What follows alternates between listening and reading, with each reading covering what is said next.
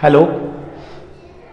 जैसे कि पिछली क्लास में हमने मौर्य साम्राज्य को विस्तार में अध्ययन किया था।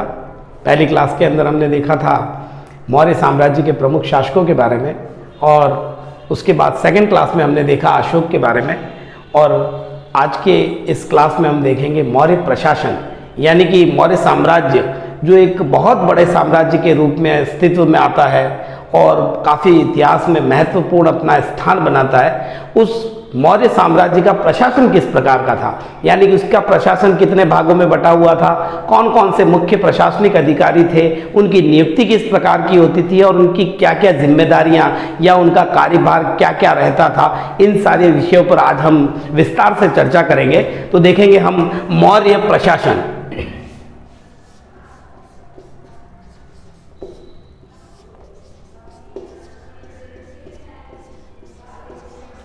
मौर्य प्रशासन देखिएगा, मौर्य प्रशासन को समझना है तो सबसे एक इंपॉर्टेंट बात याद रखिएगा, ध्यान में रखिएगा कि भारत की यह पहली केंद्रीयकृत शासन व्यवस्था थी। यानी कि भारत में केंद्रीकृत शासन व्यवस्था अगर प्रारंभ हुई है, केंद्रीकृत शासन व्यवस्था, यह भारत की पहली केंद्रीकृत शासन व्यवस्था थी। अब केंद्रीकृत शासन व्यवस्था का जिक्र होते ही हमारे जहन में एक ही बात आती है कि अगर वो व्यवस्था केंद्रीकृत है तो निरंकुश या राजा में, अगर वह व्यवस्था राजा में समाहित है, निहित है, तो वो निरंकुश हो सकती है। लेकिन यहाँ इस मौर्य प्रशासन की सबसे महत्वपूर्ण और सबसे अच्छी जो बात देखने के लिए सामने आती है कि यह केंद्रीकृत शासन व्यवस्था होने के बावजूद भी निरंकुश नहीं थी। यानी कि राजा शासन का सर्वोच्च व्यक्ति था, सर्वोपरि था, लेकिन वो किसी भी रूप में निरंकुश नहीं था। यहाँ मैं आपको पहले ही क्लियर कर चुका हूँ कि चंद्रगुप्त मौर्य ने जब मौर्य साम्राज्य की स्थापना की तो अपने गुरु या अपने प्रधानमंत्री आचार्य चाणक्य के सानिध्य में रहकर ये सारे कार्य किए। तो आचार्य चाणक्य का जो एक पुस्तक है जिसको हम अर्थशास्त्र के नाम से जानते हैं, अर्थशास्त्र, शाब्दिक अर्थ इसका निकल करके आता है कि ये एक आर्थिक व्यवस्था से जुड़ा हुआ कोई ग्रंथ या पुस्तक होगी, लेकिन ऐसा बिल्कुल भी नहीं है। अर्थशास्त्र राजनीति की या राज व्यवस्था की एक प्रसिद्ध पुस्तक है। इसमें मौर्य प्रशासन की राजनीतिक व्यवस्था का विस्तार से वर्णन है। यहाँ तक कि आचार्य चाणक्य ने अपनी इस पुस्तक के अंदर, अर्थशास्त्र के अंदर कितने अंग होते हैं उनका निर्धारण भी किया है। राज्य के अंग किसके अनुसार, तो चाणक्य या कौटिल्य कह दें या अर्थशास्त्र पुस्तक के अनुसार राज्य के 7 अंग निर्धारित किए हैं, जिसमें पहला है राजा। जैसा कि आप सभी जानते ही हैं, मैंने पहले ही क्लियर कर दिया है, शासन व्यवस्था का केंद्रीय जो भाग है या केंद्र में जो होता है वो राजा होता है। तो राजा सबसे प्रमुख, उसके पश्चात है अमात्य, यहां अमात्य का अर्थ होगा मंत्री। तीसरा रहेगा जनपद, उसके बाद में जनपद के बाद में रहता है दुर्ग, दुर्ग के बाद में है कोष,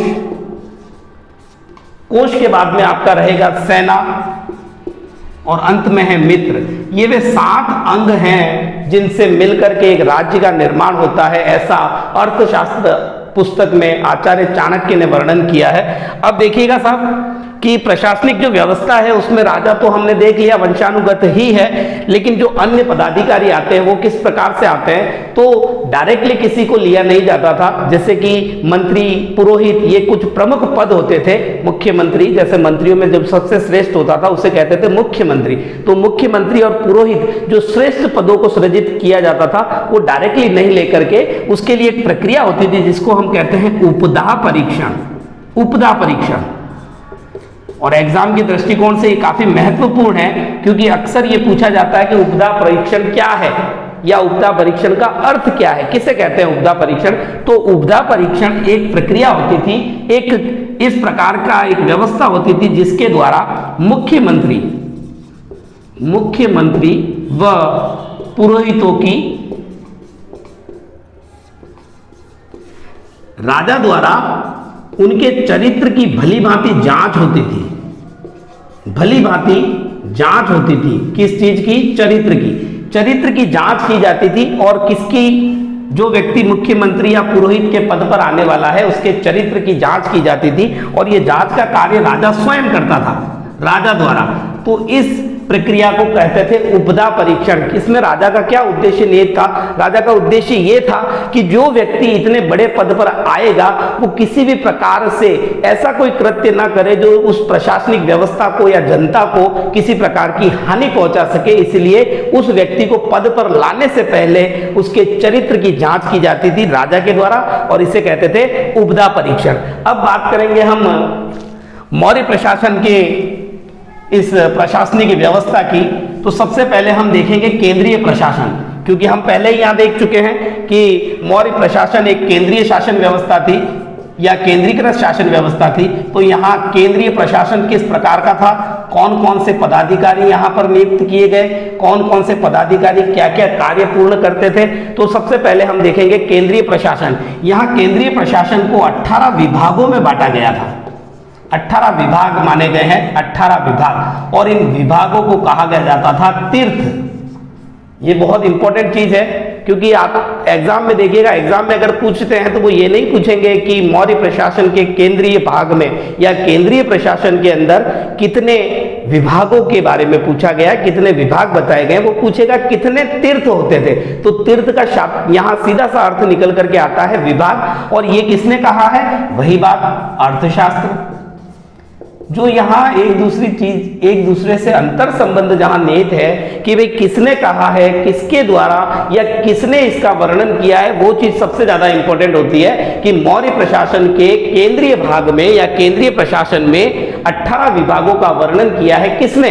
तो अर्थशास्त्र। और आप लोग जानते हैं कि अर्थशास्त्र किसने लिखी है? आचार्य चाणक्य ने। और यहाँ उन्होंने प्रमुख कुछ तीर्थों की भी बात कही कि प्रमुख कौन कौन से तीर्थ या विभाग थे। तो सबसे पहला है मंत्री, दूसरा है पुरोहित,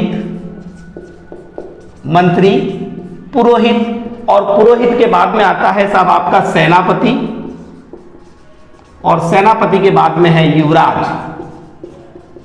ये कुछ प्रमुख तीर्थ बताए हैं आचार्य चाणक्य ने अपनी पुस्तक अर्थशास्त्र के अंदर। अब कुछ ऐसे पदों के बारे में हम चर्चा करेंगे जो केंद्रीय प्रशासन के अंदर शामिल हैं। सबसे पहला जो पद है वो है समाहर्ता।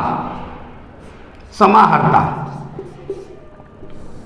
समाहर्ता को समझना है तो साधारण सी बात और साधारण से शब्दों में आप समझ लीजिए कि वर्तमान जो कलेक्टर है, जिलाधीश महोदय, वही पोस्ट मौर्य प्रशासन के अंदर समाहर्ता की थी। यानी कि समाहर्ता क्या है? तो वर्तमान का कलेक्टर या जिलाधीश ही मौर्य प्रशासन में समाहर्ता कहलाता था।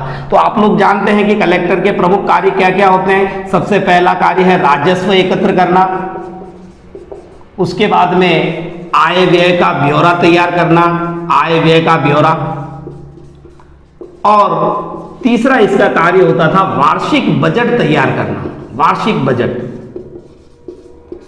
यहीं पर हम लिख देते हैं समाहर्ता इज इक्वल टू जिलाधीश या जिला कलेक्टर, यानी वर्तमान का हमारा जिलाधीश, मौर्य काल का समाहर्ता। और इस बात को अगर मैं आपको और थोड़ा अच्छे से समझने के लिए बताऊं तो वर्तमान में भी भारत के अंदर वे प्रांत या वे प्रदेश जहां प्राचीन काल में मौर्य साम्राज्य अवस्थित था, मौर्य साम्राज्य था जहां पर, वहां कुछ स्थान ऐसे हैं जहां आज भी कलेक्ट्रेट ऑफिस को या जिलाधीश कार्यालय को समाहर्तालय ही कहा जाता है। तो ये पूरी तरह से इस बात को इंगित करता है कि मौर्य प्रशासन का समाहर्ता वर्तमान के जिला कलेक्टर के बराबर या उसके समकक्ष ही पद हुआ करता था। दूसरा जो पद यहां आता है उसे कहते हैं हम सन्निधाता। सन्निधाता, और सन्निधाता को अगर समझना है तो सन्निधाता को साधारण शब्दों में हम कह सकते हैं कोषाध्यक्ष। कोषाध्यक्ष, क्योंकि हम पहले क्लियर कर चुके थे कि 7 भाग होते हैं एक राज्य के, जिसमें कोष का मतलब होता है राजा का खजाना या राजा के पास अवेलेबल जो संपत्ति है या जिसका उपयोग वो अपने प्रशासन के लिए करता है उसे कहते हैं कोष।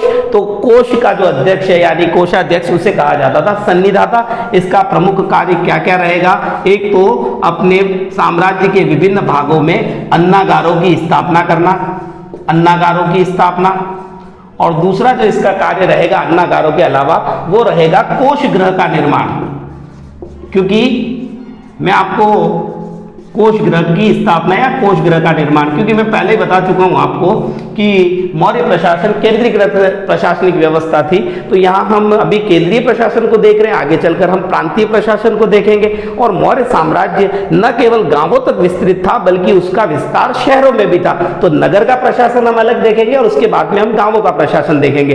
तो यहाँ जो ये समाहर्ता के बाद अगला पद जो हम देख रहे हैं सन्निधाता या कोषागृह, तो साम्राज्य के विविध भागों में विभिन्न स्तर पर अन्नागारों का निर्माण। अन्नागार आप जानते ही हैं, ऐसा स्थान जहां बहुत सारे अन्न या खाद्यान्नों का संग्रहण किया जाता है जनता के लिए। और दूसरी चीज है कोषगृह, तो विभिन्न स्तरों पर कोष की आवश्यकता रहेगी, चाहे वो नगरीय प्रशासन हो, चाहे वो ग्रामीण प्रशासन हो, चाहे प्रांतीय हो या चाहे केंद्रीय। तो हर स्तर पर कोषगृह का निर्माण ताकि प्रशासन व्यवस्था को विधिवत और बिना किसी रुकावट के आसानी से चलाया जा सके।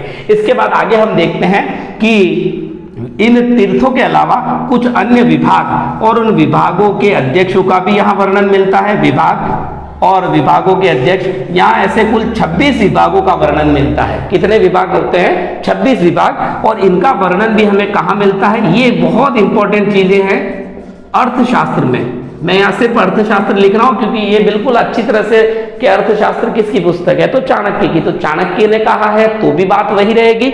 और अगर कहा जाए कि अर्थशास्त्र में वर्णन है विभागों का और कुल विभागों की संख्या बताई गई है 26, उसमें से कुछ विभागों को हम यहाँ देखेंगे। कुछ विभागों के बारे में हम जानकारी लेंगे कि कौन सा विभागाध्यक्ष कौन से प्रकार के विभाग को देखता था। सबसे पहला जो विभाग है वो है सीता अध्यक्ष। विभाग के अध्यक्ष को कहा जाता था सीता अध्यक्ष। और ये सीता अध्यक्ष कौन से विभाग को देखता था? तो हम यहां लिख सकते हैं, देख सकते हैं कृषि विभाग।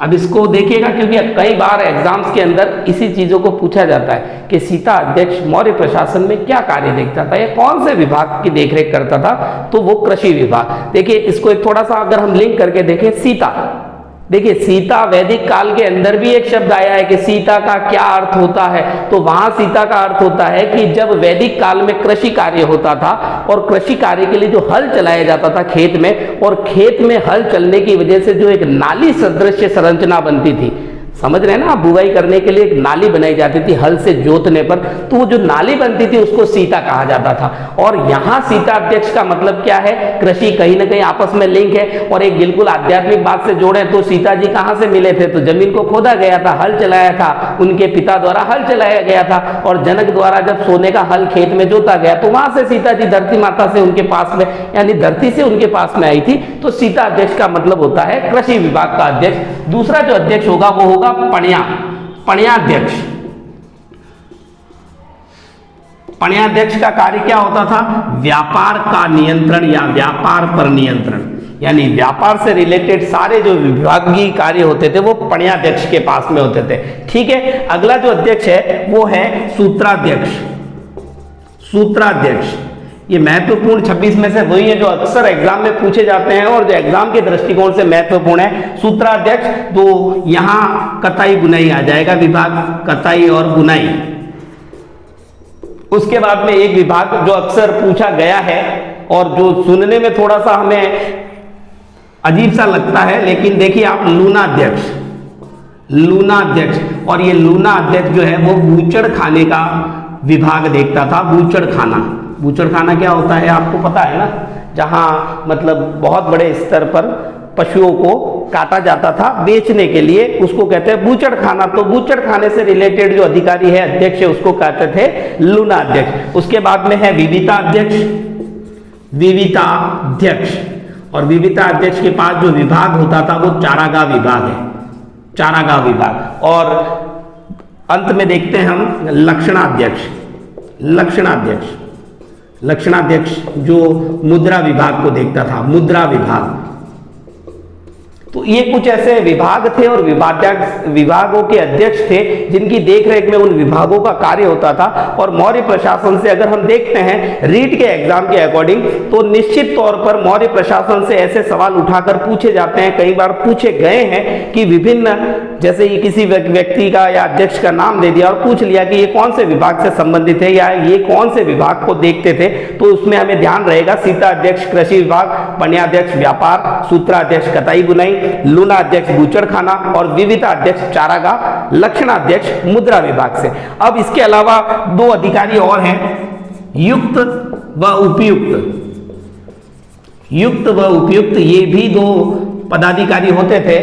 उनका कार्य क्या होता था कि वो महामात्य यानी कि जो मुख्यमंत्री हैं, मंत्री हैं केंद्रीय प्रशासन के, उनके व विभागों के अध्यक्ष, ये जो विभागों के अध्यक्ष हमने यहां पर देखे हैं, विभागों के अध्यक्ष इनके नियंत्रण में रह करके प्रशासनिक कार्य को देखते थे। इनके नियंत्रण में रहकर कार्य करते थे। और किसके नियंत्रण में? तो महामात्य और विभिन्न विभागों के अध्यक्षों के नियंत्रण में रह करके ये कार्य करते थे। और इस प्रकार हम देखते हैं कि मौर्य प्रशासन का जो केंद्रीय प्रशासन है 18 विभागों में विभक्त था, जिनको तीर्थ कहा गया है। अर्थशास्त्र जो कि चाणक्य या कौटिल्य द्वारा लिखी गई पुस्तक है, उन्होंने प्रमुख जो तीर्थ बताए हैं मंत्री, पुरोहित, सेनापति और युवराज। इसके बाद में प्रमुख अधिकारी में समाहर्ता, राजस्व एकत्र करना, आय व्यय का ब्यौरा, वार्षिक बजट जिसकी तुलना हम वर्तमान जिलाधीश से कर सकते हैं, सन्निधाता जिसे कोषाध्यक्ष कहते थे।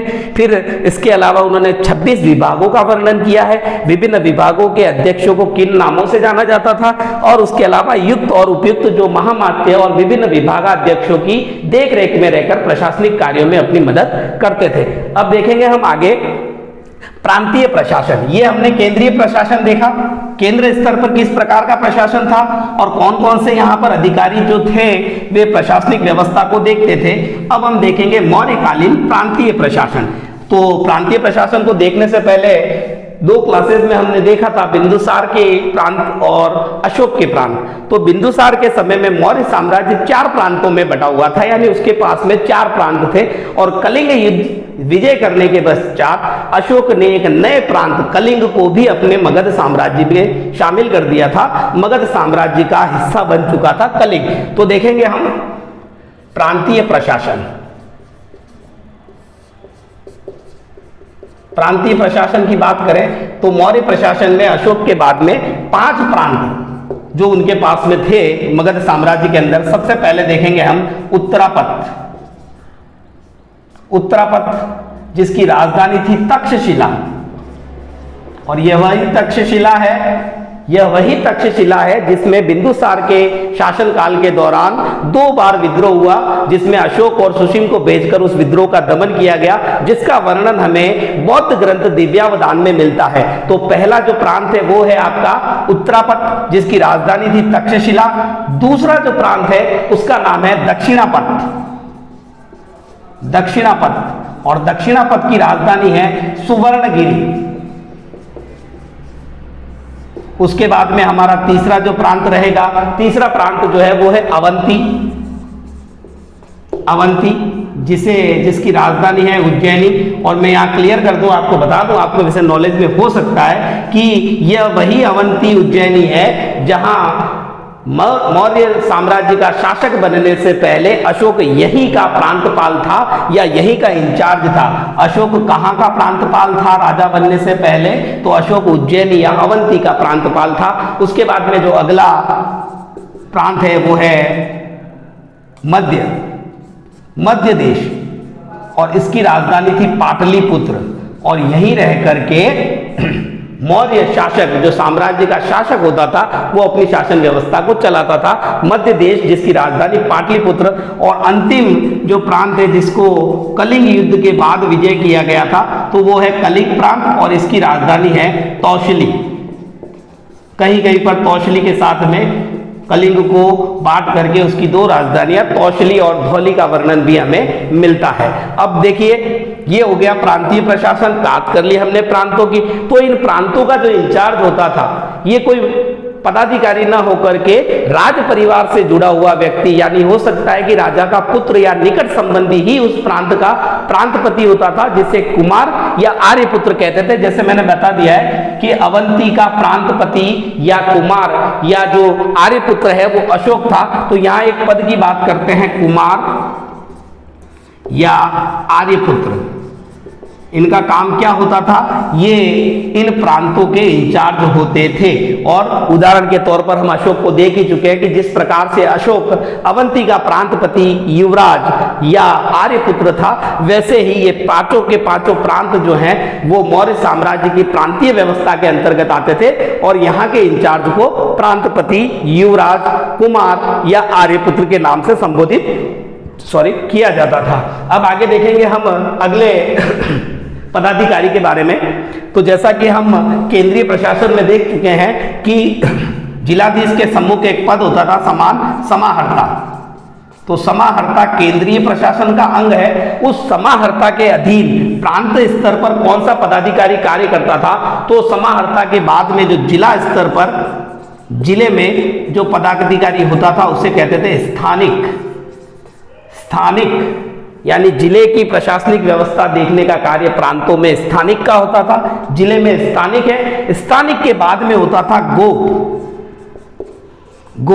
और गोप कौन है, ये 10 गांवों का मुखिया, यानी 10 गांवों का जो समूह है उसके मुखिया को कहते थे गोप। उसके बाद में प्रत्येक गांव में एक ग्राम अधिकारी होता था।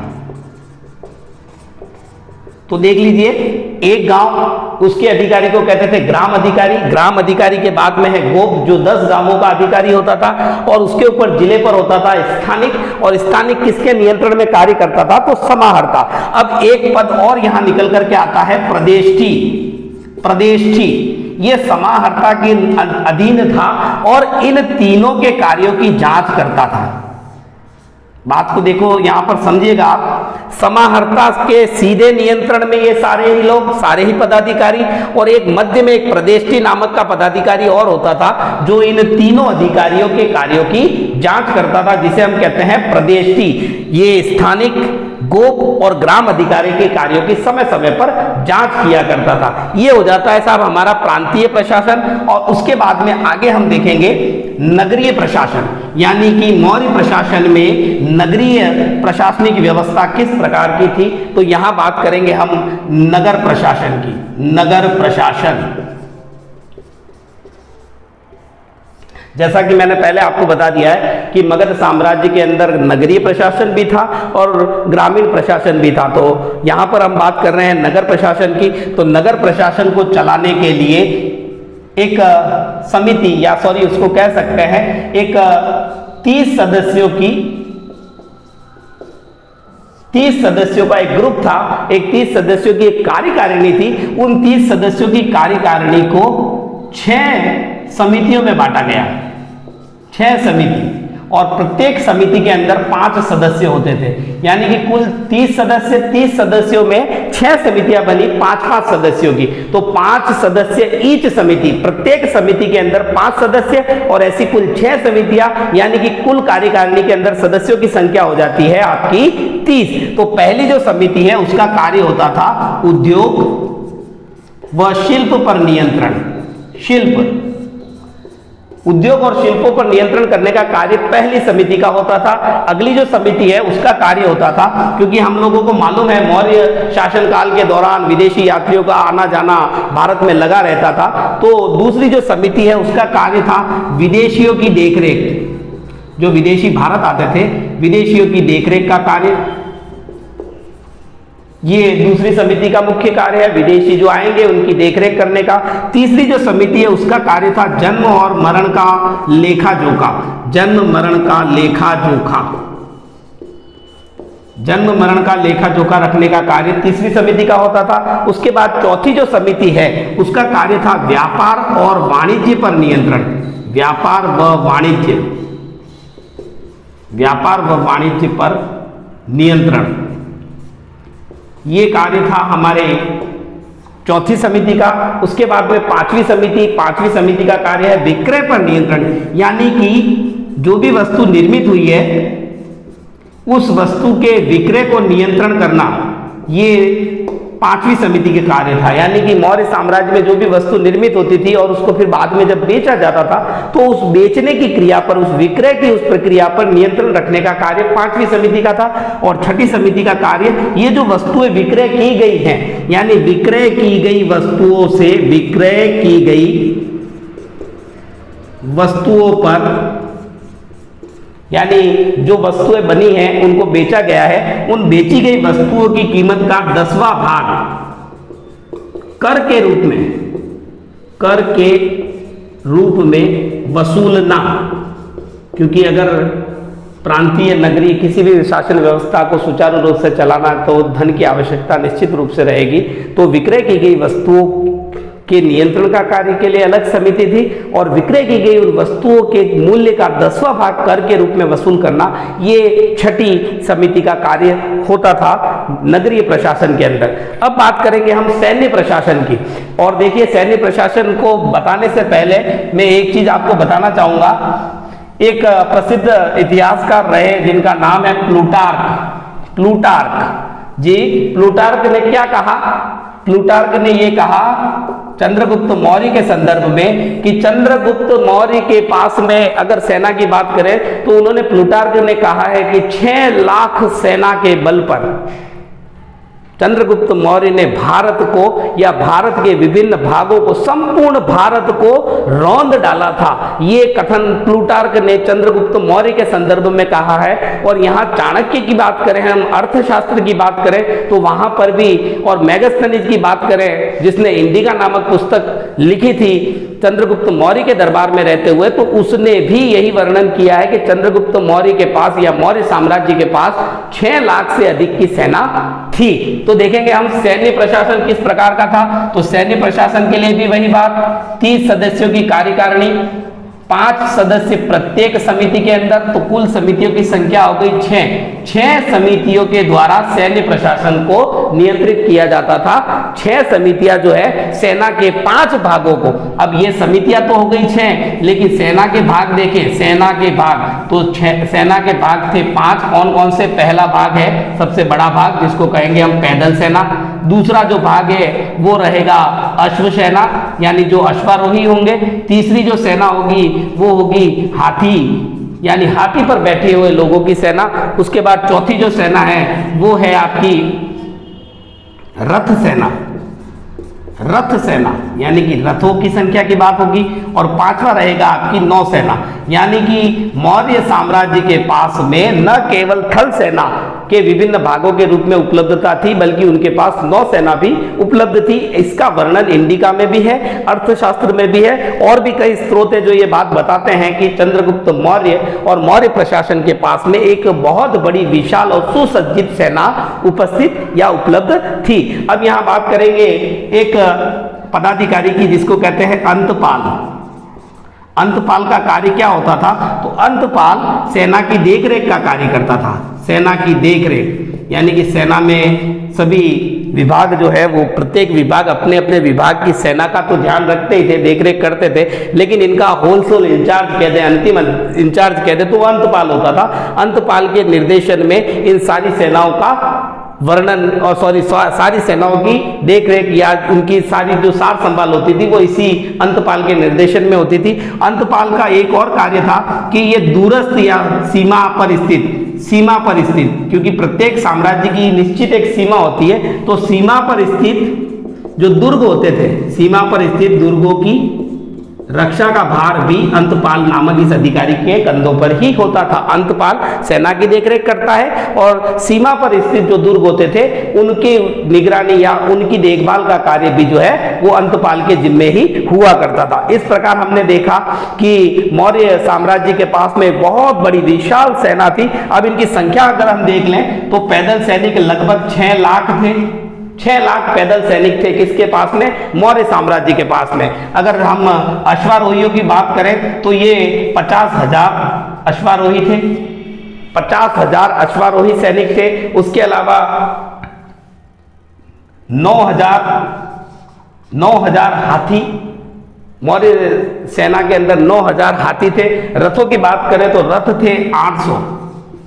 अब आप अंदाजा लगा लीजिए, एक बहुत विशाल सेना, 6 लाख पैदल सैनिक, 50,000 अश्वारोही, हाथी पर सवार 9,000 सैनिक और रथ यानी कि कुल रथों की संख्या लगभग बताई जाती है 800 रथ थे। और नौसेना का एक बहुत बड़ा बेड़ा भी मौर्य साम्राज्य के पास में था। यहां मैंने जो नाम बताया आपको तो प्लूटार्क ने क्या कहा था चंद्रगुप्त मौर्य के बारे में कि चंद्रगुप्त मौर्य ने अपनी एक विशाल सेना जिसमें तकरीबन 6 लाख सैनिक थे, उन सैनिकों की या उन सैनिकों के बल पर उसने संपूर्ण भारत को रौंद डाला था। ये बात प्लूटार्क ने कही है, प्लूटार्क का कथन है। और ये जो वर्णन मैंने आपको बताया है कि सेना का ये वर्गीकरण किसने कहा है, तो ये इंडिका में, और इंडिका किसने लिखी है आप लोग जानते हैं, मेगास्थनीज। तो मेगास्थनीज ने अपनी पुस्तक इंडिका में इस बात का वर्णन किया है कि चंद्रगुप्त की सेना या मौर्य साम्राज्य के पास में कितनी विशाल सेना थी। अब बात करेंगे अंतिम बिंदु पर, जो है न्याय व्यवस्था। मौर्य साम्राज्य की न्याय व्यवस्था किस प्रकार की थी, क्योंकि एक बहुत बड़े साम्राज्य को संचालित अगर मौर्य प्रशासन करता है तो निश्चित तौर पर वहां न्याय व्यवस्था भी उन्नत दर्जे की होनी चाहिए, क्योंकि इतने बड़े साम्राज्य में कहीं ना कहीं किसी न किसी पर विवाद का विषय अवश्य रहेगा, और ऐसे विवादों का निपटारा करने के लिए न्याय व्यवस्था किस प्रकार थी, तो हम बात करेंगे न्याय व्यवस्था। तो न्याय के केंद्र में कौन था, सर्वोच्च अधिकारी कौन था, तो निश्चित तौर पर राजा जो होता था वो न्याय व्यवस्था का सर्वोच्च अधिकारी होता था। सर्वोच्च अधिकारी कौन था, तो राजा। न्यायिक व्यवस्था का सर्वोच्च अधिकारी राजा हुआ करता था, या जिसे हम सम्राट भी कह सकते हैं। सम्राट सर्वोच्च अधिकारी था मौर्य साम्राज्य की न्याय व्यवस्था का। और निचले स्तर पर होती थी ग्राम न्यायालय। ग्राम न्यायालय ये सबसे निचले स्तर पर होने वाली न्यायालय थी, और सबसे ऊपर स्तर पर जो न्यायालय थी उसका नाम था केंद्रीय न्यायालय। केंद्रीय न्यायालय जो सीधे सीधे राजा के नियंत्रण में थी, और इसकी तुलना हम वर्तमान सुप्रीम कोर्ट से कर सकते हैं, सर्वोच्च न्यायालय। और ये भी एक स्तरीय थी, और ग्राम न्यायालय जो सबसे निचले स्तर पर थी वो भी कैसी थी, एक स्तरीय थी। इसके अलावा जो बीच के न्यायालय की व्यवस्था है वो सभी 2 स्तरीय न्यायालय होते थे। मैं बताऊंगा किस प्रकार से, देखिएगा। इसके बाद में आती है ग्रामणी। ग्रामणी या ग्राम वृद्ध, ये न्याय व्यवस्था को देखते थे, जिसको कहते थे ग्राम का जो अध्यक्ष है ग्रामणी या ग्राम वृद्ध मिलकर के न्याय व्यवस्था को संचालित करते थे। उससे ऊपर रहेगा संग्रहण। संग्रहण संग्रहण के बाद में जो है, संग्रहण से ऊपर जो रहेगा वो रहेगा आपका द्रोणमुख। ये गांवों की संख्या के आधार पर तय की गई ये नाम है कि भाई इतने गांवों के समूह को क्या कहेंगे, तो द्रोणमुख। द्रोणमुख के बाद में है स्थानिक। स्थानिक और स्थानिक के बाद में आता है आपका जनपद। और ये सारे जो न्यायिक व्यवस्था के जो पार्ट है, इसमें केंद्रीय न्यायालय जिसे हम सुप्रीम कोर्ट के रूप में देख सकते हैं, जिसका सर्वोच्च अधिकारी राजा होता था, ये एक स्तर की है, और ये भी एक स्तर की है। बाकी ये जो दूसरे सारी न्याय व्यवस्था है या न्यायालय यहाँ पर जो थे वो 2 प्रकार के थे, 2 स्तर के न्यायालय थे, 2 प्रकार के। कौन कौन से थे, तो पहला जो न्यायालय है उसे कहते थे धर्मस्थीय। धर्मस्थीय न्यायालय। और ये जो सुप्रीम कोर्ट बताया मैंने केंद्रीय न्यायालय, इसका मुख्यालय कहाँ था, तो निश्चित तौर पर जहाँ राजा बैठेगा, और राजा कहाँ बैठता था, मध्य देश यानी कि पाटलिपुत्र जिसकी राजधानी है, तो पाटलिपुत्र में ये केंद्रीय न्यायालय था जिसका सर्वोच्च अधिकारी राजा स्वयं होता था। पहला जो न्यायालय है जिसे कहते हैं धर्मस्थीय न्यायालय, और इसकी तुलना हम वर्तमान दीवानी न्यायालय से कर सकते हैं। जो वर्तमान में दीवानी न्यायालय है वही रोल यहाँ पर धर्मस्थीय न्यायालय का होता था, जिसमें चोरी, डकैती, लूटपाट, किसी को कुवचन कहा गया, किसी के साथ मारपीट की गई, इस प्रकार के जो केसेस होते थे या जो मुकदमे होते थे वो धर्मस्थीय न्यायालय में जाते थे। यहाँ पर 3+3 की व्यवस्था थी, यानी कि 3 व्यक्ति वे जो धर्म से जुड़े हुए हैं, न्याय से जुड़े हुए, प्लस 3 मंत्री होते थे, ये मिलकर के न्यायिक व्यवस्था को देखते थे। इसकी तुलना हम वर्तमान के दीवानी न्यायालय से कर सकते हैं, 3 न्याय से जुड़े हुए व्यक्ति और 3 मंत्री। यहाँ पर कुछ शब्दावलियों को ध्यान में रखेंगे। साहस, धर्मस्थीय न्यायालय से जुड़ा हुआ एक शब्द है साहस, यानी कि जो भी चोरी, डकैती और लूटपाट के जो मामले होते थे उन सबको क्या कहते थे, साहस कहते थे। ऐसे मामलों को कहा जाता था साहस। और दूसरा शब्द है वाक पारुष्य।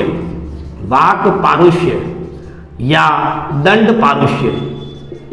दंड पारुष्य ये उन मुकदमों को कहा जाता था जिसमें किसी के द्वारा किसी को कुवचन कहे गए, कुवचन या किसी के साथ मारपीट की गई, यानी कि धर्मस्थलीय न्यायालय में कौन कौन से मुकदमे आते थे, तो साहस श्रेणी के जिसमें चोरी डकैती और लूटपाट के मामले थे, और दूसरे थे वाक पौरुषी या दंड पारुषी जिसमें कुवचन या मारपीट के मामले, और साथ ही एक और मामला जिसमें मानहानि का मामला भी था।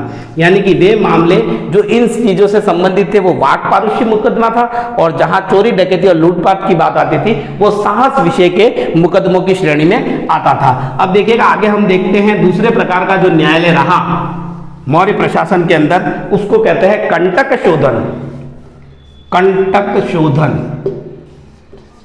कंटक शोधन न्यायालय, और इसकी तुलना हम वर्तमान के फौजदारी न्यायालय से कर सकते हैं। फौजदारी, और ये फौजदारी में हत्या जैसे जघन्य अपराधों को शामिल किया जाता था। यहाँ पर जो व्यवस्था थी वो भी 3+3 थी, लेकिन यहाँ 3 न्यायिक व्यक्ति न होकर 3 प्रदेष्टि होते थे प्लस 3 मंत्री, ये न्याय व्यवस्था को देखते थे। प्रदेष्टि क्या होता है ये मैंने आपको पहले क्लियर कर दिया है कि प्रदेष्टि वह व्यक्ति था जो समाहर्ता के नियंत्रण में रह करके प्रांतीय प्रशासन को देखता था, यानी प्रांतीय जो अधिकारी नीचे थे जिला स्तर पर, गांव स्तर पर और 10 गांव स्तर पर उनके कार्यों की जांच करने वाले अधिकारी को प्रदेष्टि कहते थे। तो 3 प्रदेष्टि प्लस 3 मंत्री मिलकर के न्यायिक व्यवस्था को देखते थे। और चाणक्य के अनुसार, चाणक्य या कौटिल्य ने जो पुस्तक लिखी है अर्थशास्त्र, उसमें कानून के 4 भाग बताए हैं। कानून के भाग कौन कौन से कानून के 4 भाग हैं? पहला भाग है धर्म, दूसरा है व्यवहार,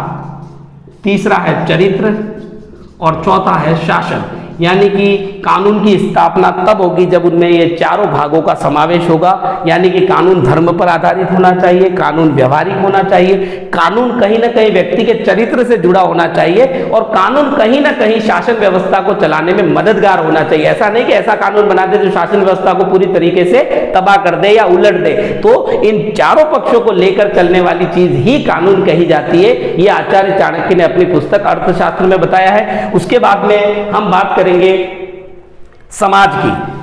समाज के बारे में बिल्कुल छोटी सी और सिंपल सी बात है, देख लेते हैं। समाज यानी कि मौर्य साम्राज्य की स्थापना से पहले वैदिक और महाजनपद काल की बात थी, तो वहां पर वर्ण व्यवस्था बहुत अधिक प्रभावशाली थी। तो यहां पर समाज की बात करेंगे तो समाज में देखिएगा वर्ण व्यवस्था थी और वर्णों की संख्या 4 है।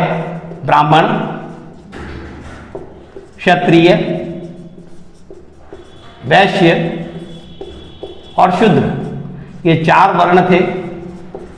और आचार्य चाणक्य ने इन 4 वर्णों के अलावा कुछ जातियों का भी वर्णन किया है, जिसमें चांडाल है, रथकार है, पाराशर है, इस प्रकार की कुछ जातियों का वर्णन है। तो साथ ही साथ मेगस्थनीज ने अपनी पुस्तक इंडिका में भी कुछ अन्य 7 जातियों का वर्णन किया है। लेकिन चाणक्य के वर्गीकरण में और मेगस्थनीज के वर्गीकरण में एक बहुत बड़ा अंतर यह निकल करके आता है कि आचार्य चाणक्य ने अपने वर्गीकरण में वर्ण व्यवस्था को जरूर ध्यान में रखा है, लेकिन मेगस्थनीज जो विदेशी था उसने इस वर्ण व्यवस्था के जन्म और कर्म के आधार पर जो वर्गीकरण हुआ है उसको नजरअंदाज किया, ऐसा हमें प्रतीत होता है। तो उसके द्वारा दी गई जातियों के वर्गीकरण और आचार्य चाणक्य के जाति के वर्गीकरण में कुछ अंतर है। जैसे कि मेगस्थनीज ने जो जातियां बताई उसमें आप देख सकते हैं दार्शनिक, किसान, उसके अलावा व्यापारी, ऐसी कुछ जातियां। तो यहां हम इस चीज को समझते हैं कि दार्शनिक कोई जाति नहीं होती है, ठीक है ना साहब। काश्तकार या किसान कोई जाति नहीं होती है, किसी भी जाति या वर्ण का। हालांकि वर्ण व्यवस्था में यह है कि वर्ण व्यवस्था के जो निम्न श्रेणी के कार्य हैं वो शूद्रों में, वैश्यों में बांटे गए हैं। आर्थिक क्रियाएं जो है वो वैश्यों के पास में है। दूसरों की दासता के जो कार्य होते हैं, दूसरों की मदद के लिए जो कार्य किए जाते हैं वो किस में आएंगे, तो शूद्रों के, शूद्र वर्ण के अंदर आएंगे। लेकिन यहाँ मेगस्थनीज ने जो वर्गीकरण जातियों का किया है वहां जन्म और कर्म के जो अंतर का है हमें बिल्कुल ज्ञान नहीं हो पाता अगर उनके वर्गीकरण को देखें। कि दार्शनिक उन्होंने एक जाति के रूप में यहाँ पर शो कर दिया है कि साहब एक जाति थी मौर्य प्रशासन के अंदर या मौर्य साम्राज्य के अंदर, दार्शनिक। तो इस प्रकार का ये वर्गीकरण रहा समाज का। स्त्रियों की स्थिति की बात करूं तो स्त्रियों की स्थिति वैदिक काल, ऋग्वैदिक काल के अंदर नो डाउट बहुत अच्छी थी। स्त्रियों की स्थिति पुरुषों के समान शिक्षा प्राप्त करती थी, और भी बहुत से ऐसे कार्य थे, जैसे कि कुछ सभाएं बनी हुई थी वैदिक काल के अंदर, ऋग्वैदिक काल के अंदर, जैसे आपकी सभा है, समिति है, विदत है, इनके अंदर महिलाएं भी निश्चित तौर पर शामिल होती थी। लेकिन जैसे जैसे उत्तर वैदिक काल आया महिलाओं की स्थिति दिनों दिन गिरती चली गई, और महाजनपद काल और उसके बाद मौर्य साम्राज्य में तो महिलाओं की स्थिति उतनी अच्छी नहीं थी जितना कि ऋग्वैदिक काल में थी। तो महिलाओं की स्थिति में कहीं ना कहीं गिरावट यहाँ पर देखी गई, और उसी प्रकार से हम कह सकते हैं कि महिलाओं को कुछ अधिकार भी प्राप्त थे, यानी कि महिलाएं जो हैं विवाह के बाद में एक प्रथा होती थी कि विवाह के बाद में अगर महिला अपने पति से अलग रहना चाहे, जिससे वर्तमान में हम कह सकते हैं तलाक वाली स्थिति, अगर पति के साथ में उसका तालमेल नहीं है तो वो स्थिति, तो इस प्रकार की कई सारी व्यवस्था हम मौर्य प्रशासन के अंदर देख सकते हैं। और यही आज का हमारा जो टॉपिक था, और मैंने आपको पूरी कोशिश की है कि मौर्य प्रशासन, मौर्य शासकों के बारे में, मौर्य राजाओं की सारी जानकारी और उनके द्वारा किए गए कार्य और मौर्य प्रशासन को मैं अच्छी तरह से समझा सकूं। Okay, thank you.